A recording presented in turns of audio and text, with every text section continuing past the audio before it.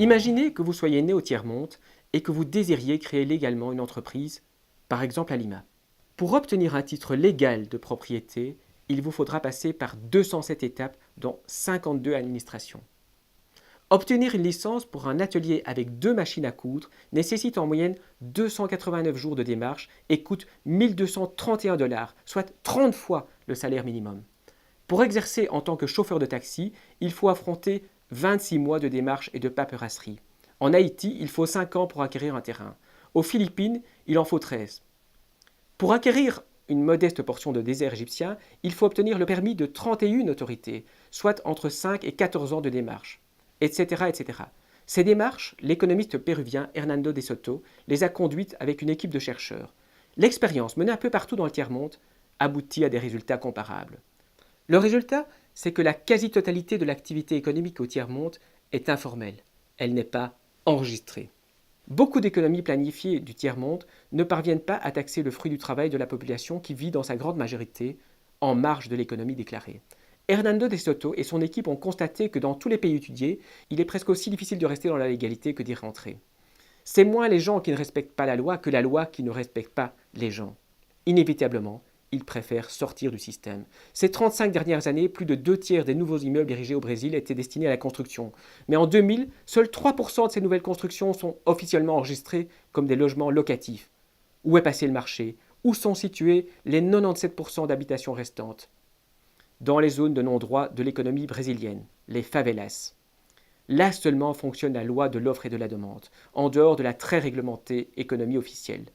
Pas de contrôle de loyer dans les favelas. On règle en dollars et les locataires mauvais payeurs sont mis à la porte rapidement. Si cette authentification échoue, ce n'est pas uniquement en raison d'une réglementation absurde et débridée et d'une bureaucratie pléthorique et corrompue. C'est surtout en l'absence d'un régime juridique et unifié de la propriété et de l'existence d'un cadastre répertoriant tous les biens du tiers-monde.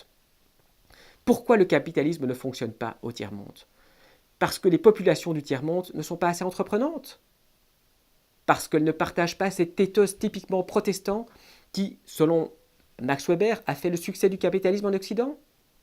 C'est difficile à croire lorsqu'on voit l'activité déployée par tous ces petits entrepreneurs du tiers-monde.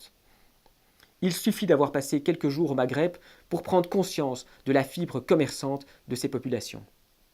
Ils ont du talent, de l'enthousiasme, une aptitude étonnante à tirer un profit de presque rien, idem dans les villages latino-américains.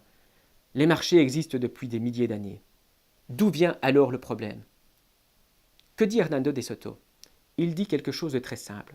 Ce dont souffre le tiers-monde, ce n'est pas de l'absence de richesse. Il souffre du fait que ces richesses ne sont pas authentifiées et que, de ce fait, elles ne peuvent pas en engendrer une multitude d'autres.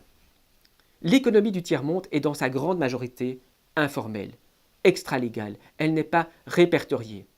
Pendant 15 ans, Hernando de Soto et une centaine de chercheurs ont sillonné le tiers-monde. Ils ont fait leurs calculs. Le montant des économies engrangées au tiers-monde est énorme.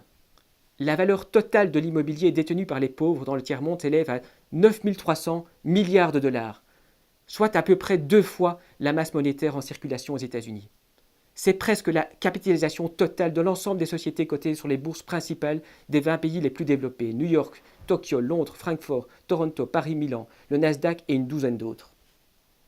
Ou encore 40 fois le montant des aides consenties au tiers-monde depuis 1945. C'est un prodigieux capital. Mais ce capital est mort, car ils ne peuvent s'en prévaloir pour faire d'autres opérations. Les habitants du pays pauvre, c'est-à-dire la majorité de la population mondiale, possèdent chacun quelque chose, mais il leur manque un processus qui servirait à représenter ce quelque chose et à créer du capital. Ils ont des maisons, mais pas de titres, des récoltes, mais pas de bail, des entreprises, mais pas d'inscription au registre du commerce. Ce qui leur manque, c'est cette représentation de leurs biens par des titres. Cela veut dire quoi concrètement? Cela veut dire qu'un entrepreneur clandestin ne pourra pas étendre son affaire, car il n'a pas de titre de propriété qui le protège.